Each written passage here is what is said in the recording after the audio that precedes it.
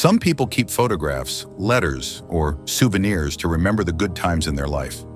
Others write letters to remind themselves of who they were and who they want to become.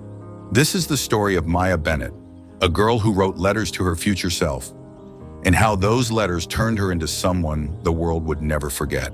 When Maya was just 10 years old, she was asked to do something she thought was a little strange. It was the first day of school, and everyone was excited. The teacher, Ms. Peterson, stood in front of the class with a big smile on her face. She handed everyone a sheet of bright blue paper. "Okay, class, I want you all to write a letter to your future selves," she said. "Write down where you think you'll be when you're 20. Write about your hopes and dreams and what kind of person you want to become." Maya was puzzled. She didn't really know what her future would look like. What if she didn't turn out the way she imagined? What if her dreams didn't come true? She thought about it for a moment, then she picked up her pen and started writing. "Dear future me," she wrote, "I hope you're kind, brave, and happy. I hope you've done something big and amazing with your life. But please don't forget how much you love cartoons and cinnamon rolls. I hope you're still laughing and enjoying the small things." Maya folded the letter neatly and wrote, "To 20-year-old me." She tucked it away in a shoebox under her bed, thinking little of it, but feeling somehow comforted by the idea of a future Maya who would read it one day.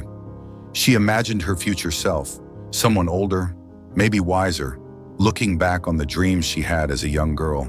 As the years went by, Maya kept writing her letters. She wrote every year, sometimes more than once, and each letter marked a new chapter in her life. At age 11, she wrote about her dog Max, who always made her laugh. Max was the dog who sat by her side whenever she was feeling sad. She would talk to him about everything, the big, scary things in her life, and the small, silly things too. At age 13, Maya wrote about her first crush, the boy who sat across from her in math class. He had the kind of smile that made her heart race, and when she was near him, she could feel the butterflies in her stomach. She had no idea if he even noticed her, but she hoped that maybe one day they would talk more. At age 15, she wrote about how lonely high school sometimes felt.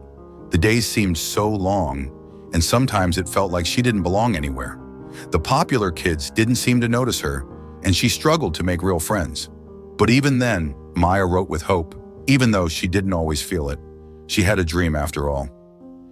"Dear future me," she wrote at 15, "please tell me that by the time I read this, I figured out who I am. I want to find my place in the world. I want to be brave and not care about what others think." When Maya turned 17, she had even bigger dreams. She wrote about wanting to become a writer. Her heart was set on it. She imagined herself writing stories that would inspire people, stories that could make a difference in the world. But at the same time, Maya felt unsure. Could she really do it? Could she actually become a successful writer? "I'll never give up," she wrote at 17. "I'll keep writing, even if no one reads it. I'll get better, and one day, someone will listen." Her shoebox filled with letters over the years. Each letter was a reminder that she wasn't alone in her journey. Each one helped her stay connected to her dreams, even when things got tough. At 18, Maya left home to go to college. The excitement was there, but so was fear. There was so much pressure. College was harder than she thought, and there were moments when she felt overwhelmed by the work. Her first year was tough. She was away from home for the first time, and there were times when she wasn't sure if she could handle everything. Her college roommates didn't seem to get her, and the students in her writing class seemed so much better than she was.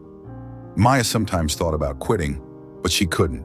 She kept going because deep down, she knew she had to keep writing. At 19, Maya faced another blow. Her grandmother, the one person who had always believed in her, passed away.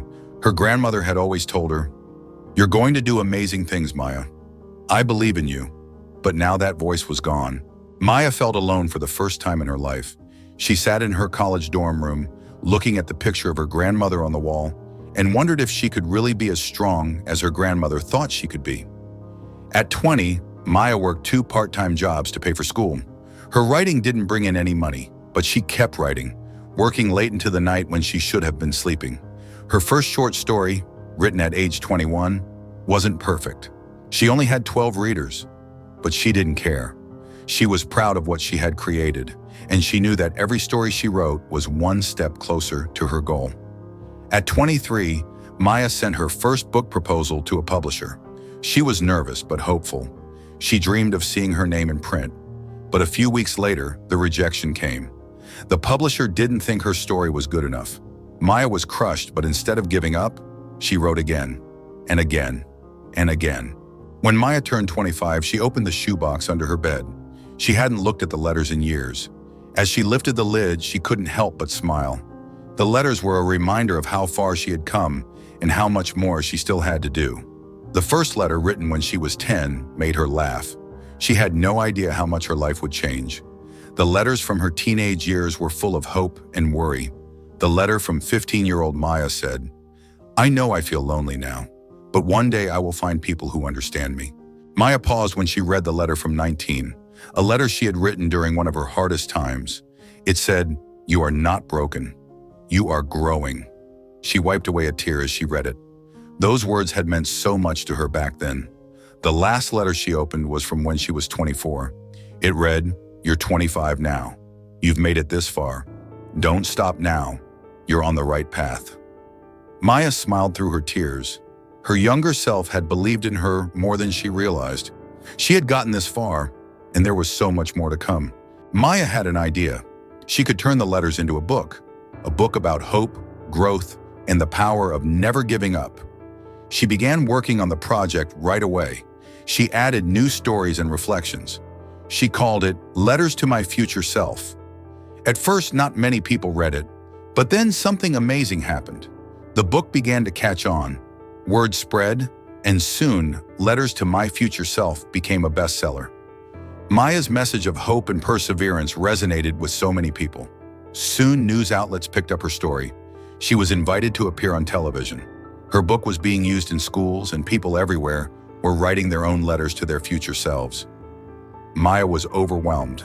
She was finally living her dream.